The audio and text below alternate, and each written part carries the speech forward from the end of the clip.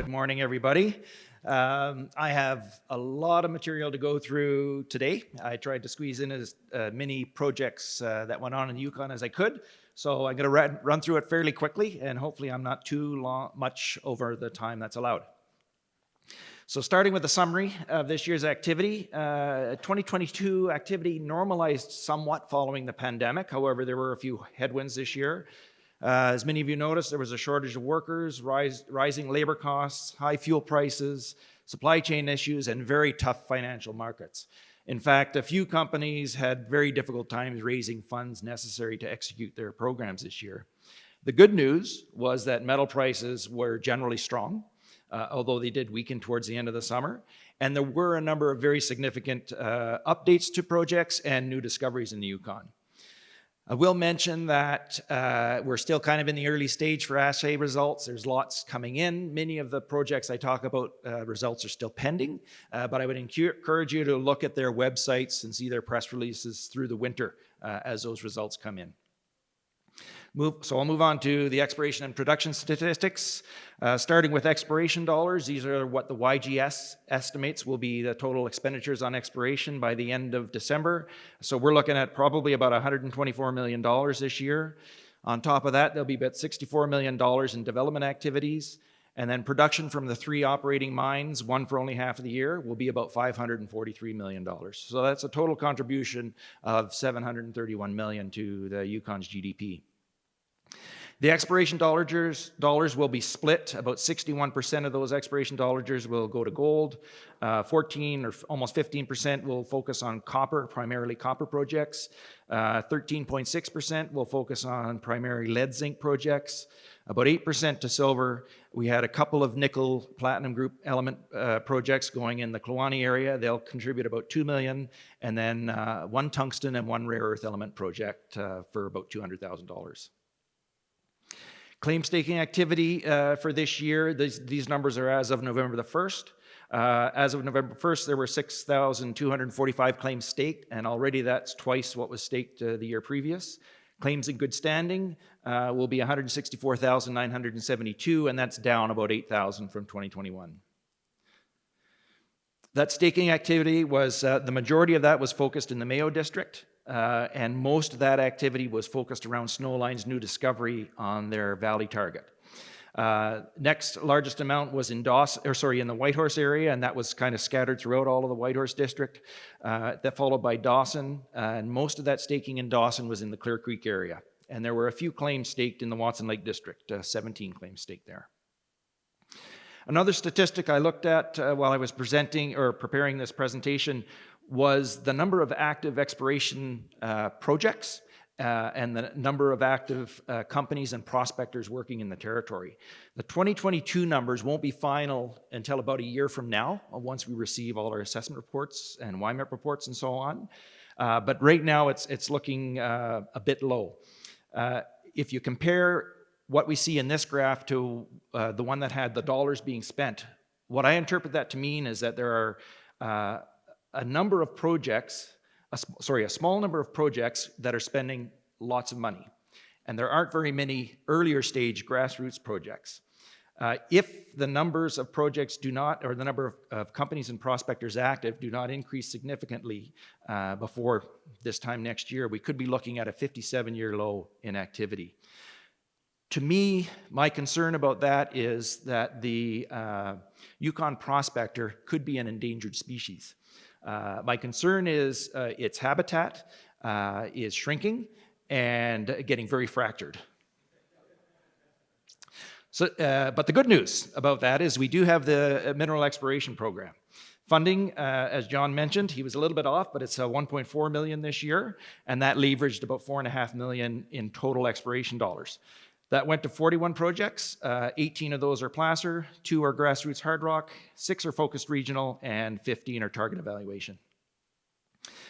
The nice thing about where that money goes is the majority of that stays in the Yukon. Since the program has been operating in one form or another since 1986. Prior to that, from 62 to 85, there was a Prospectors Assistance Program. For every $1 that the government puts into the YMEP program, companies, individuals contribute about $2.6. And that money, 79% of that stays in the Yukon. About 52% goes to contractors, so that would be drilling, earthworks, camp services, expediting, air charters, that kind of thing. 19% goes to wages for Yukoners, and 8% goes to suppliers, groceries, fuel, lumber, hardware, that kind of thing. And the nice thing about those wages, 71% of the workers on YMIP projects are Yukoners. And these statistics came out of a survey that we started last year. It's the final submission form that recipients will fill out. So we'll increase the statistics on that going forward. And then the real benefit of YMIP is when a discovery is made. So I looked at the coffee project, all of the YMIP grants that went into that project over the years, even before Sean Ryan made the original discovery. So back into the 80s, there was some YMIP money in and around the coffee area.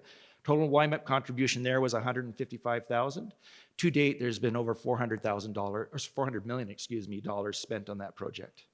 If you look at the white gold area, the white gold district, where the ARC and forget the other deposit there, but there was $115,000 of YMIP money, and they spent over $53 million on that. And Ormac, fairly recent discovery. Through the years, there's $145,000 of YMIP money and over $41 million spent on that project. So once a discovery comes out of the YMIP program, the benefits economically are uncomparable. I'll now move to mine production, starting with the Eagle Gold Mine. It's a reduced intrusion-related gold system. The proven and probable reserve number I have here is a little bit old. I'm sure they probably have an updated number, but their 9-month production for this year is 106,000 ounces of gold, and that compares to 114 last year. So a little bit down. That's primarily because they had a conveyor splice failure on September 29th, but by October 17th, they'd had that repaired and were back up and operating. Revised guidance for this year is 165,000 ounces, which will put them basically on par with what they had last year. Vic Gold also did a deep drilling program on the margins of the pit. They focused on expansion to the west and at depth. They drilled 23 holes for over 10,000 meters. The average depth of those holes was 450 meters, and they added approximately 500 meters of mineralized strike length. I've got a couple of highlighted holes here, and I'll just point to perhaps the third one down, 1.1 grams over 72 meters in hole 1017. Vic Gold also did some exploration activity again this year on their Raven project, which is a short distance east of the mine. They did announce in September a maiden resource there at 20 million tons of 1.67 grams for just over 1 million ounces of gold. That occurrence is hosted in a dilational fracture zone within the Nugget stock, and that stock intrudes the Ern Group shales and Keno Hill quartzite. The gold there occurs as arsenopyrite dominant polymetallic veins. And Steve Wozniak of Vic Gold will be presenting the theory to resource for Raven, and that's today at 1:20 over at the Sternwheeler. Now moving down to the Minto mine, resource update from March of last year shows a little over 20 million tons of very good copper grade. Of course, there's gold and silver there too.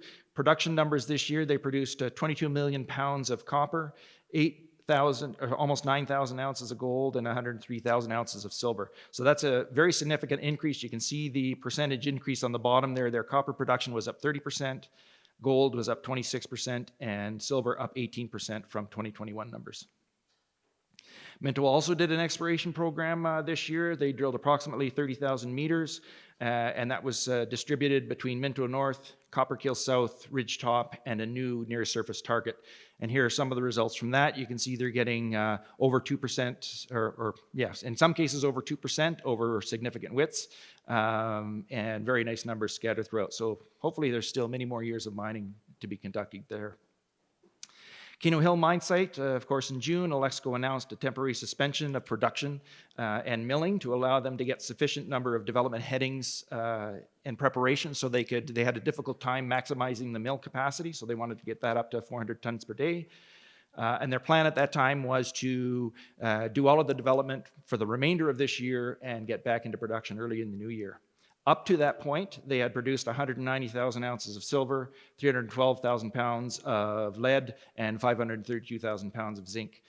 And then on September 7th, Hecla announced the completion of the acquisition of Alexco. To my understanding, Hecla is sticking to the plan to restart production in the new year. We'll now move on to projects that are in the permitting and development stage.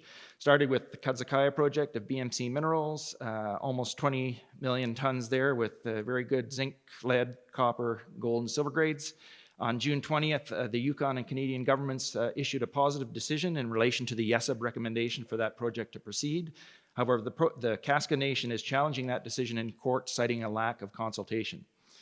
So hopefully we'll see that resolved fairly soon. Just a reminder of the numbers there. This is from their feasibility study in November 20th, so perhaps there's some updated needed. But the capital costs for that project were $376 million, and they were looking at a 9-year mine life. The coffee project over in southwestern or western Yukon, Newmont Corporation, the reserves from 2020, 2.3 million ounces of gold contained there. The territorial and federal governments signed off on the YESIB recommendation for this project to go ahead. And that sign-off was this spring, and Newmont has indicated that they would bring the mine into production at some point in the future. And there'll be a presentation on their exploration activity from this year. Jacob Kitchen is going to present a new geologic mapping, provides new insights into the structural setting and deformation history, and that's at 2:40 today at Sternwheeler. And a short distance away is Casino, very large, of course, porphyry, copper, gold, molybdenum, and silver project. The company filed an updated feasibility study on the project in August of this year, and they've engaged YESIB to restart the panel review process. YESIB is revising the environmental and socioeconomic statement guidelines on the project, and hopefully that panel review will start before too long. And lastly, on the permitting and development projects at Brewery Creek, Sabre Gold is the new operator there. They entered a pre-submission engagement with YESIB in August of this year. The company envisions a 9,000 ton per day operation and a 9-year mine life. And they'll be using heap leach technology, and the resource, as you see there, shows just under 1 million ounces of leachable material and just under 1 million ounces of sulfide bearing material. We'll now look at exploration targets, starting with gold. There were 31 projects that we're following. Here, this map shows where they're scattered. I'll start with Banyan Gold's Ormac project. They had a very busy season drilling this year. They finished on November 5th. By that point, they had drilled 221 holes for over 50,000 meters. They announced a new resource from their last year's drilling in May, just shy of 4 million ounces, all in the inferred category. So a reminder, that doesn't include all of this year's drilling. So hopefully we'll see some more good numbers coming out of them. There's lots of results yet to come. They've had very few reported so far, but I'll just show 2 here, one at Powerline. They had 1.8 grams per ton gold over 31 meters, and at Oryx Hill, 1.13 over 84 meters. And James Tom will be presenting the geochemical and structural insights from the Ormac project, and that'll be today at 2:20 at the Sternwheeler. Banyan also worked their Nitra project, a short distance to the west. This was a YMEP-funded project. They got funding from YMEP in 2020, 21, and 22. The map you see on the left is a compilation of all of the previous programs. This year they collected another 5,500 soil samples, did LIDAR and airborne geophysics, and that's one where the results are pending. Now looking at Snowline Gold's Rogue property, which has Valley and Gracie targets. They drilled 5 holes on Gracie for 2,200 meters and 27 at Valley for 1,330. I don't know if you guys have seen their press releases and the pictures of their core. We had a tour out there early in the summer, and it's pretty spectacular. I was very impressed. Some of the best core I've seen. Of course, at that time, we didn't know what the gold numbers were going to be, and they came back spectacular. I'll go through all 3 of the highlights down below. They're starting to release some of their numbers. There's still many more to come. But in hole 7, they got 1.89 grams over 410 meters. Hole 10, they got 2.55 grams over 318 meters. And in hole 14, 1.45 over 285 meters. And their project geologist, Sergio Gamono, will be presenting today at 1:40 over at the Sternwheeler. Snowline also worked a number of other properties scattered throughout the territory. Very busy this year. They worked the Einerson, Ursa, Cynthia, Cliff, Tosh, and Rainbow, doing a variety of studies on each of those, and the results from that work is pending. Over in the Clear Creek area, Sitka Gold was busy again drilling on their RC property. It's an intrusion-related gold system and Cretaceous Mayo Sweet intrusions. They drilled 16 holes for 5,250 meters in the Blackjack zone. And here are some of the results from that. They got 0.9 grams over 146 meters in the upper hole, 0.65 over 116 in the intermediate hole, and then 0.51 over 69 meters in the lower hole. And Mike Berkey will be presenting on that project today at 2 o'clock. We'll now move over to the Rackla Belt. Attack Resources was busy drilling in their Osiris project again this year. They drilled 5 holes for 1,500 and some meters. 3 of the holes were at Osiris and 1 at each of the Sunrise and Conrad zones. They also provided an updated resource estimate from in July of this year. They're getting pretty close to 2 million ounces on that project. And this section just shows some of the intercepts from this year and the orientation of the mineralization at Osiris. Over to the Dawson area, just outside of town in Dawson, Klondike Gold's Corp's Klondike property. They just last week announced a maiden resource estimate for that deposit at just over, well, almost 600,000 ounces of gold there. They drilled 47 holes for 6,000 meters. The drilling was primarily in the Stander zone and Gay Gulch, but they also drilled a few regional targets. And there'll be a presentation on this project by Nicole Eriks tomorrow at 2. For a little bit further south of Dawson, the White Gold project, White Gold Corp's project, they were drilling at Ryan Surprise and Uli's Ridge. They had planned 2,700 meters there, and they also did some diamond drilling and RC drilling at the Betty property. This core image is some of the brecciated mineralization on Betty. Results from all of that drilling is still pending.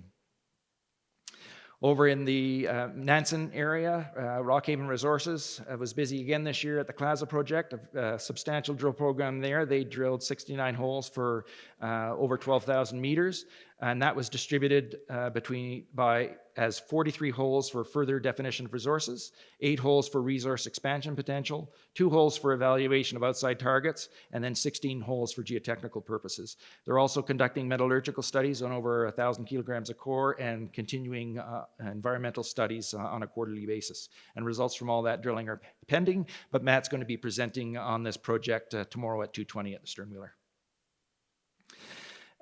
South of Whitehorse, Whitehorse Gold Corp at the Skookum Gold Project. They provided a mineral resource update just a few months ago. They didn't do any field work this year. Their sole activity was doing the update, and they're just shy of 1 million ounces of gold and 11 million ounces of silver from the 3 deposits on that project. And then way down in southeast Yukon, Seabridge Gold on the 3 Aces project, orogenic gold system. They received their Class 4 permit late in the season, and once they got that, they had planned to drill 1,800 meters, so they might still be out there drilling now, and results from all that work, of course, are pending. We'll now look at silver, lead, and zinc projects, 12 of those that we're following. Starting with Fireweed Zinc's Mac Pass project, they drilled 32 holes for 7,000 meters. 17 of those were in the Boundary Main Zone, 6 were at Boundary West, 8 holes at Tom West, and 1 at Tom East. They also did 11,000 meters of core scanning using the Enersoft Geologic AI core scanning system with state-of-the-art XRF and hyperspectral sensors. Highlights from the drilling at Boundary, the step-out drilling there, analytical results are still pending, but the step-out drilling has extended the area of mineralization. New discoveries of massive sulfide and laminated stratiform mineralization have been observed, and they intersected sphalerite veins and vein breccias in multiple holes. And Jack Milton will be presenting on that project tomorrow at 2:40 at the Sternwheeler. Moving back to the north, Cantex Mine Development, their North Rackla project. It's a silver, lead, zinc carbonate replacement occurrence. They drilled 54 diamond drill holes as of September 26th. They then took a break, and I believe they went back in. I believe they're still out there. Their drilling was testing the main zone and GZ zone, main to the north, GZ to the south. And here's a schematic section showing the orientation of the body that they're testing on the main zone. And a couple of highlight holes. One from the main zone had 12% combined lead zinc and 37 grams per ton silver over 7 meters. And from the GZ, 39% combined lead zinc and 116 grams per ton silver over 5 meters. Metallic Minerals, Keno Silver Project, they had planned 3,000 meters of diamond drilling. They were focusing on a resource definition at the Formo and Caribou deposits and a recent discovery at the Red Fox target. They also planned geophysical surveys, soil, and LiDAR surveys. Taylor Hayde will be presenting on this project tomorrow at 1:20. Short distance away, a little outside of Keno to the west, Alianza Minerals on Mount Haldane. They've got silver, lead, zinc veins, similar to the Keno operation. They did a late season trenching, prospecting, and rod sampling program there, and those results are pending. And going back to the southern Yukon, CMC Metals was busy at Silverheart. We had a tour there earlier in the summer, and it was very interesting. They had a couple of Mexican geologists there who really knew manto deposits, and they taught me a few things. They had planned 5,000 meters of drilling. They also did trenching, soil sampling, and rock sampling, and the results from that are pending. Now looking at copper projects, starting with Granite Creek Copper at the Carmax Copper Project. They had a smaller program this year, high resolution, deep penetrating IP survey. They were targeting the 3 gaps that you see on this map, and the results from that work are pending, but Jacob Longbridge will be presenting tomorrow at 3:30 at the Sternwheeler. Attack Resources also worked their Connaught property west of Dawson near the Alaska border. They had planned 5,000 meters of reverse circulation drilling, and results from that work are pending. Attack was also working a newly optioned property not very far outside of Whitehorse called the Catch. They optioned it earlier this year and conducted a phase 1 program of prospecting, soil sampling, and an IP survey.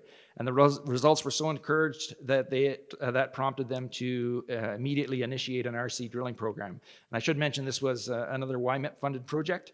The highlights from the first phase were copper and soil anomaly that measures 5 kilometers by 500 meters.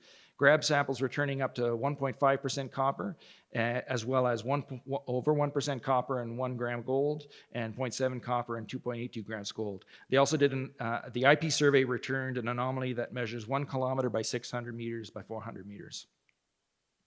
And Adam Coulter will be presenting on this tomorrow at 11:50. Early summer program, CAVU Energy Metals did some drilling at the Hopper property. They drilled 8 holes for 2,555 meters. And then later in the summer, they signed a definitive agreement with Alpha Copper, whereby Alpha will acquire the company, all the company's shares, and that's due to close sometime soon, Q4 this year.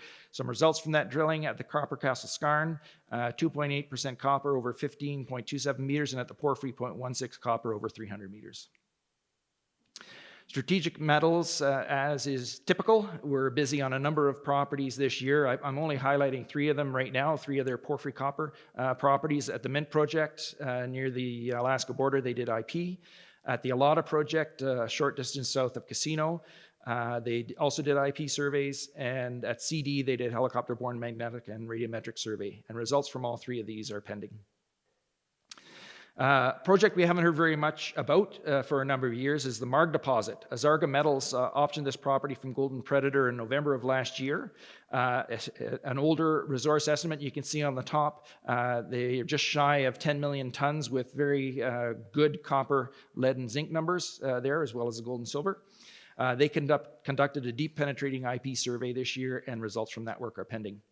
And then just last week, a new deal was announced. The Whitehorse Copper Belt claims the Coin & Sons were optioned by Gladiator Metals Corp. They haven't done any work on the project this year, to my knowledge. But interesting stats about Whitehorse Copper. The earliest production was recorded in 1902.